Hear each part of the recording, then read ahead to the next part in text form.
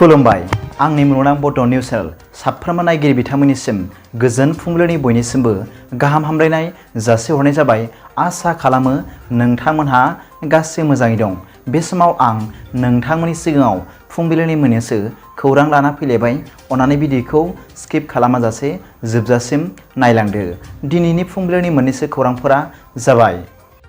गिबि रादाबाव दं इउ.पि.पि.एल सरकारनि सायाव गोख्रों रावजों लाइमोन बि.पि.एफनि दैदेनगिरि रह'ल बसुमतारिया खौरांगिरिफोरनि सिगाङाव बुंदों दि हाग्रामा महिलारिनि मुसुखा सावनो हायोब्ला इउ.ज ब्रह्मनि मुसुखाखौ मानो सावनो हायाखै। लोगोसे क'क्राझार जिल्ला एबसुआबो बावखुंग्रि समस्तिखौ एस.टि. खालामनांगौ, उदालगुरि समस्तिखौ एस.टि. खालामनांगौ बिटिसिनि सिङावनो आन्दोलन खालामदों। नाथाय एबसुआ साहस गैगोना गैया इउ.ज ब्रह्मनि मुसुखा सावनो आरो नाथाय उदालगुरि लकसभा समस्ति जायाब्ला रावबो मोस्रोम मासेबो इउ.पि.पि.एलजों थानाय नङा। आरोबाव इएम राकेश ब्रह्मखौ थांखिना बुंबावदों दि राकेश ब्रह्मआ लावखारफोर रायज्लायग्रा राव बाहायदों। लोगोसे बुंबावदों दि इउ.ज ब्रह्मआ बाक्सायाव जायगा गैयैखाय बावखुंग्रियाव इलेक्सन गेलेनो फैखाबाय होनना खौरांगिरिफोरनि सिगाङाव फोरमायदों।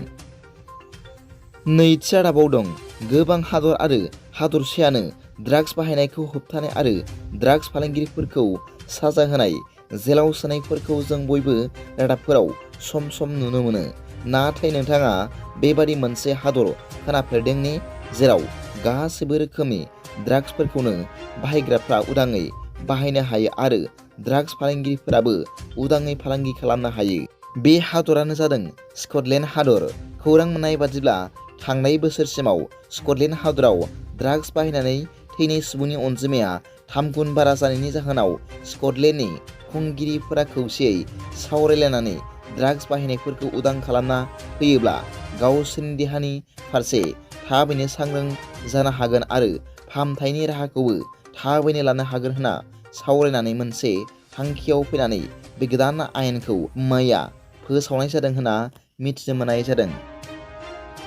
थामथि रादाबाव दं मैया बरपेटानि 27 नं माहारियारि राजालामायाव सानै बाइक सालायगिरिफोरा जिउ गोमादों।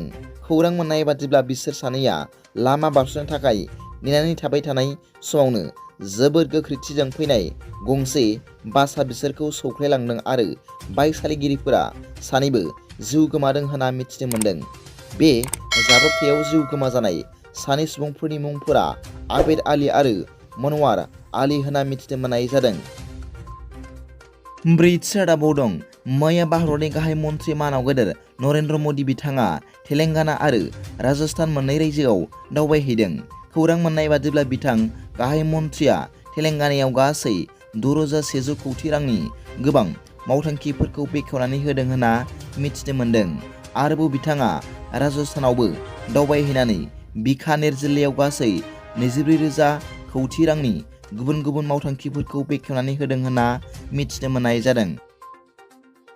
बाथि रादाबाव दं जुन दानाव लामानि जाब्रबथाय जानाया थांनाय बोसोरनिख्रुइ बांसिन जानायाव गोथौ दुखु मोननाय फोरमायदों आसामनि गिबि मन्त्रि मानाव गेदेर डक्टर हिमेन्त बिश्व शर्मा बिथाङा। खौरां मोननाय बादिब्ला थांनाय 2022 मायथाइनि लामानि जाब्रबथाय जानायनि अनजिमाया 500ल'मोन। नाथाय 2023 मायथाइनि जुन दानाव लामानि जाब्रबथाय जानायनि अनजिमाया 555 जादों होनना मिथिनो मोननाय जादों। दिनैनि फुंबिलिनि मोननैसो खौरांफोरा दा बेखिनिल'मोन। भिडिअखौ मोजां मोनदोंब्ला आंनि बे मुलुगनां बड' निउस चेनेलखौ अन्नानै साबस्क्राइब खालाम आरो बेल आइकनआवबो थुनानै ला, जाहाथे आं गोदान निउस आपडेट लानानै फैब्ला नोंथांनियाव सिगांग्रो नटिफिकेसन सौहैयो। दा बेलासिनि रादाबाव नोंथांमोनखौ आंनि बे चेनेलाव गासैखौबो बरायहरनाय जाबाय। गोजोन्थों। एसेनोसै। जै बर' हारिनि जै।